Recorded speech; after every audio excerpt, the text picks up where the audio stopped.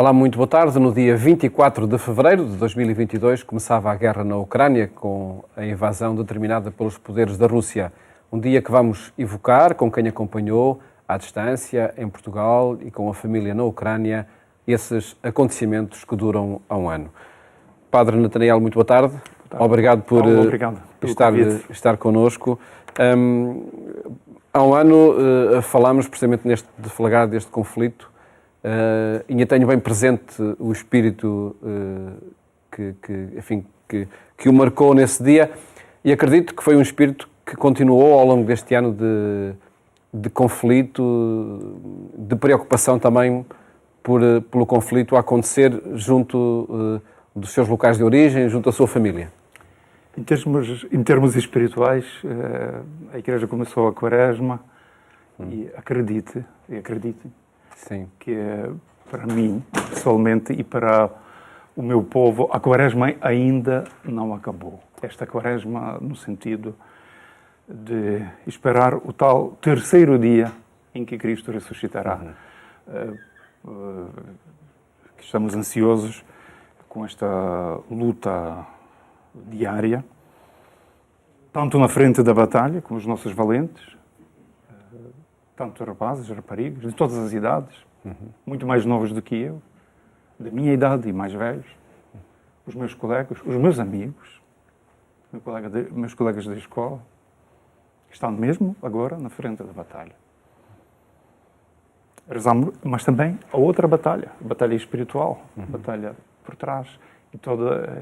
E essas armas também são muito importantes. Armas espirituais, armas de oração,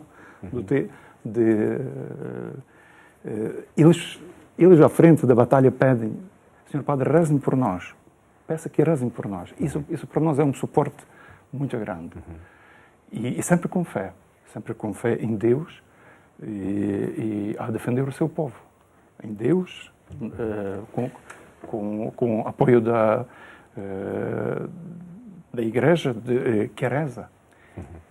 Permita só dizer e repetir estas palavras que o Patriarca Sviatoslav, com as suas, o nosso arcebispo maior, que tradicionalmente chamamos de Patriarca Sviatoslav Shevchuk, diariamente, na sua mensagem diária. Sabemos que o presidente Zelensky fala à noite, o Patriarca Sviatoslav fala de manhã, nas primeiras horas, desde o dia 24 de fevereiro, com mensagem de 7 ou 8 minutos.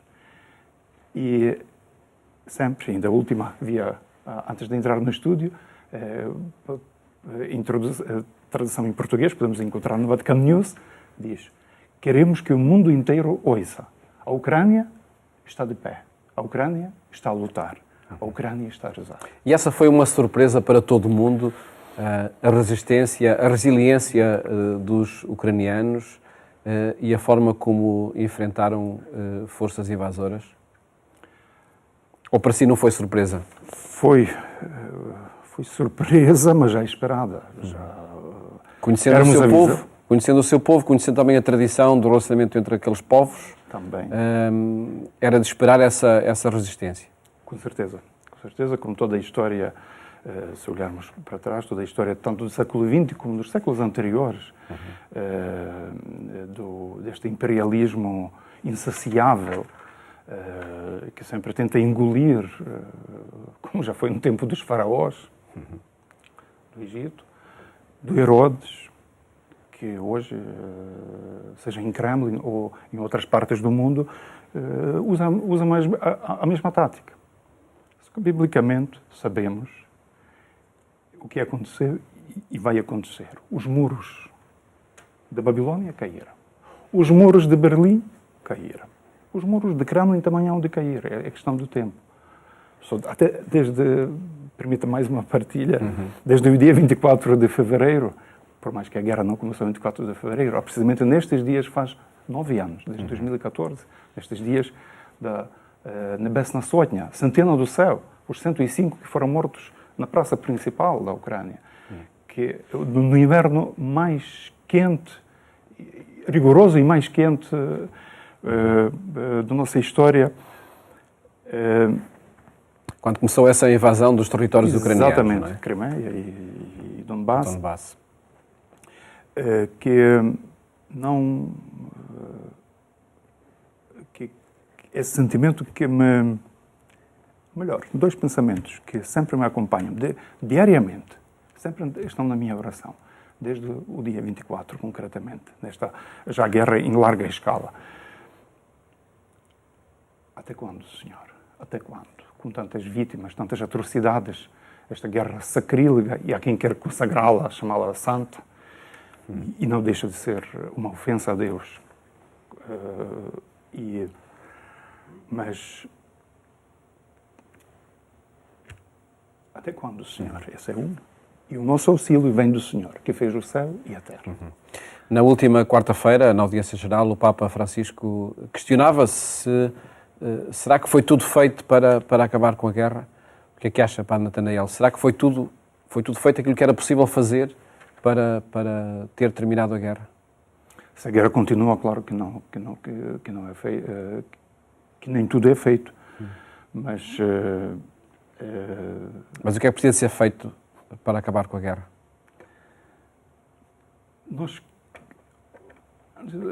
Há quem acusa, e ouço isso também aqui, mas os ucranianos não querem sentar-se à mesa das negociações, não querem falar com Putin. Calma. Ucranianos querem a paz, mas paz justa, paz verdadeira, não paz dos cemitérios, como aliás o nosso querido Papa Francisco fala, usa esta expressão. Não é esta paz que nós precisamos. E não há negociação possível porque em causa está um território, não é? E aqui a questão não é só do território. Não é a questão do território, é a questão das pessoas. Das pessoas. Das pessoas que estão lá. E não só as pessoas adultas, também as crianças deportadas. Vimos tantas reportagens para a Rússia. A história se repete como foi no tempo da Segunda Guerra Mundial, como as deportações em massa dos povos e estas experiências macabras do regime do Hitler. A nós que o Kremlin e o seu ditador chama de nazis, mas faz atrocidades piores e não aceita. Só sabe apontar o dedo ao outro, que todos são culpados menos eu. Não, isso não dá. Até quando, Senhor? Também, mais uma vez, não sei como se pode dialogar, sentar-se à mesa, como estamos agora, Paulo, consigo, e falar com terroristas, que diariamente bombardeiam a Ucrânia. Desde o dia 24 de fevereiro, não pararam. Ainda hoje, antes da missa das 9, que celebrei, ouvi na rádio da Ucrânia, Kharkiv, ouviram-se de 4 grandes explosões, provavelmente da Bielorrússia, como C-300, S-300. Que a Rússia tem muitos e a fábrica não para de produzi-los 24 horas para nos meter medo, para nos desistirmos, para o mundo inteiro também desistir, que não vale a pena apoiar a Ucrânia. Não, a questão não é a Ucrânia, a questão é muito mais global. E como disse um bom amigo português, Senhor Padre, por causa da solidariedade e proximidade, que também queria agradecer, aproveitando este momento, desde não só 24 de fevereiro, desde que estou cá em Portugal, mas claro que há um ano, com esta onda enorme da solidariedade, claro que depois vai enfraquecendo, e ainda haverá muita oportunidade. Ele disse assim: Senhor Padre, hoje são vocês, amanhã poderemos ser nós. Por isso todo o mundo civilizado está a apoiar a Ucrânia, está a ajudar a defendê-los das mãos do faraó insaciável, das mãos do Herodes, que não nos para de matar. Como é que podemos falar com alguém que nos mata? Deixa de nos matar primeiro. Só assim que podemos dialogar e conversar. E acredita, Padre Natanael, que, de facto, o problema, o centro do problema está numa autocracia, num poder extremo que Putin acha que pode exercer sobre o seu país e, sobretudo, sobre a Ucrânia? Eu não sou político para fazer especulações e hipóteses por normas. Tenho meus olhos para ver, tenho os meus ouvidos para ouvir. Isso me dá muito motivo também para rezar. Como dizia o meu professor, já na graça do Senhor, Padre Luís Artigas Maiaio, era um espanhol, lá no Brasil, se não tens motivo para rezar, abre o jornal. Na altura ainda era pouco internet, abre o jornal em papel, abre o jornal, veja as últimas notícias, o que é que se passa no mundo. E temos que fazer tanto em oração como em ação, de mãos dadas, mais ainda nesta quaresma, na nossa renúncia quaresmal, tudo o que é possível, não só pela Ucrânia, mas também pela Turquia, Síria, estão atingidos já não por Herodes de hoje, não pelo faraó de hoje, mas pela catástrofe natural, e não é menos violenta. Mas esta solidariedade, essa para mim é o maior milagre, essa parte, que o mundo, que o Herodes pensa que dá para iludir, desperta. Tem olho aberto, tem coração aberto. Uma última referência, acredito também muito marcante para si, a forma como, pessoalmente, familiarmente, este ano aconteceu. Recordo que terá sido, sem dúvida nenhuma, um momento muito marcante quando teve a possibilidade de trazer a sua mãe cá para Portugal. Ela que estava e que esteve nos primeiros tempos da guerra na Ucrânia. Pois foi. Foi nos primeiros dias de março, ainda o patriarca de Lisboa, Dom Manuel Clemente, quis estar conosco na celebração do primeiro domingo da Quaresma, no dia 6 de março, e antes desta missa, em ucraniano, a liturgia de São Basílio Magno, que ele quis o ano passado, não é? Exatamente, bem no início.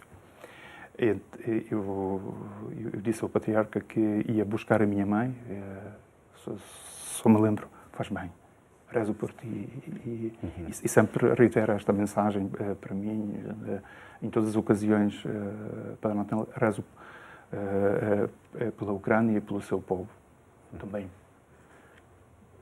por aqueles padres que já deixo minha mãe para já, não de lado, mas porque ela está segura aqui, graças a Deus, mas penso mais naqueles dois sacerdotes, também um testemunho tão grande, de Berdiansk, nossos redentoristas, Padre Ivan e Padre Bodan, não esqueçamos os nomes deles, que desde o dia 16 de novembro estão no cativeiro dos ocupantes russos, e como o testemunho, o patriarca Sviatoslav, todos os dias, muitas vezes, são torturados sem piedade pelos ocupantes.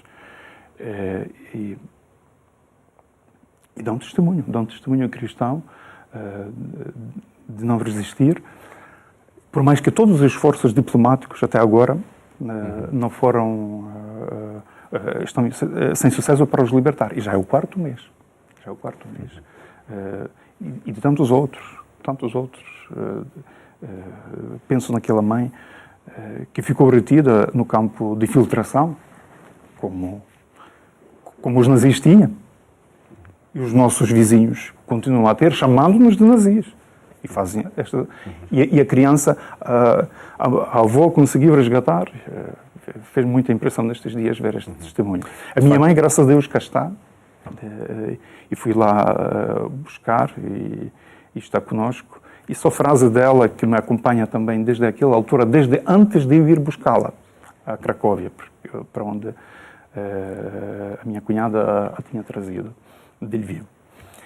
Que, olha, aquilo parece, nos primeiros dias, que ela ia sempre todos os dias à missa, por telefone, ela me dizia: "Oh filho, parece que aquilo vai durar três dias." Até hoje parece um engano. Como é que, se já é um ano, desde a guerra em larga escala, e tinha razão, e tem razão, porque estamos lá todos, não só a Ucrânia, não sou eu, todos estamos à espera do tal terceiro dia, em qual não só Cristo Jesus ressuscitará nesta quaresma, mas a minha pátria, a nossa Ucrânia também é essa de facto ressuscitará. A esperança de que brevemente aconteça esse terceiro dia, não é? Aconteça esse fim do conflito. Mas infelizmente continua a pergunta que o Padre Nataiel aqui foi formulando: até quando vão persistir estes Sabemos quem está conosco. Estes que rezam por nós. esta bela iniciativa da Igreja, dos meus amigos da Igreja que Sofre, desde 2001, que eles foram beatificados pelo Papa João Paulo II em Lviv, 2005 traduzido em português, e agora, com tanta atualidade, os novos santos da Ucrânia, são 26 que foram beatificados pelo Papa, dos milhares dos mártires. Se calhar muitos mais se poderiam inscrever nesta lista, não é? Com este ano de conflito que perdura na Ucrânia. Os mártires do século XXI já. Padre Natanael, vamos reservar agora uma segunda parte do nosso programa para o comentário à liturgia de domingo, como sempre fazemos aqui neste programa, em cada sexta-feira. E antes do comentário ao Evangelho, vamos escutar esse texto.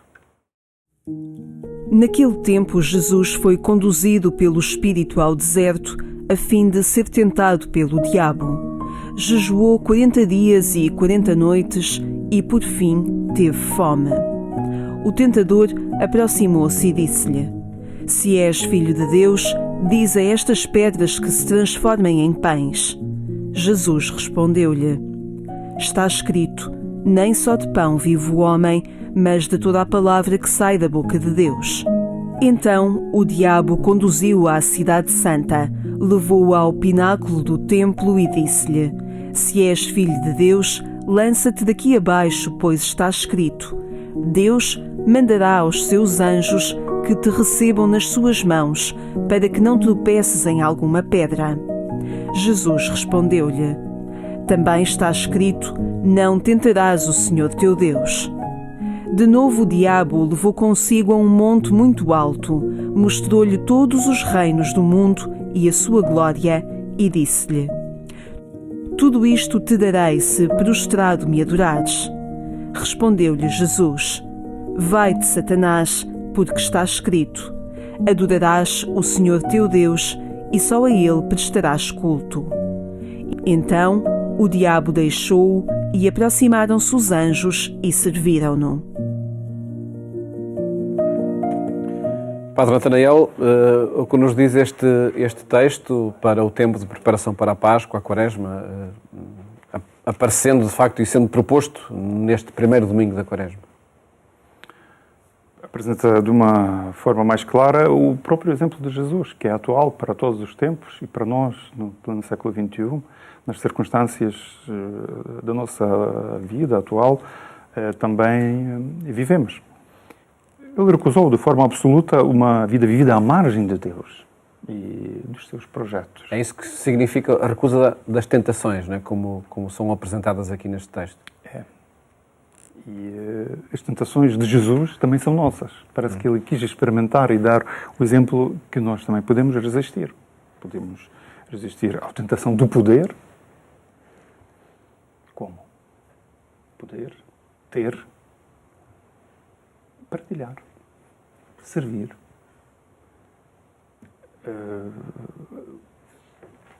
ter muito, ocupar os territórios, voltando à nossa conversa anterior, ter. Tomou o pão, proposta a antítese de Jesus, se esta for tese,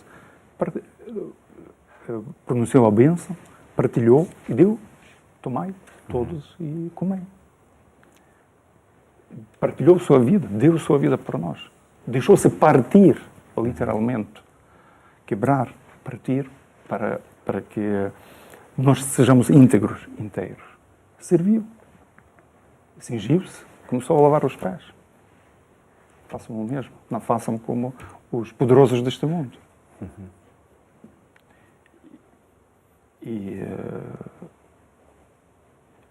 E por isso a proposta de Jesus sempre vai para todos os tempos, seja atual de 2000 anos, para os dias de hoje e para próximos 2000 anos, se Deus quiser, também o será. E acontece, enfim, essa determinação de fazer uma vida segundo Jesus é a partir, de facto, do tentador nos vários domínios do nosso cotidiano.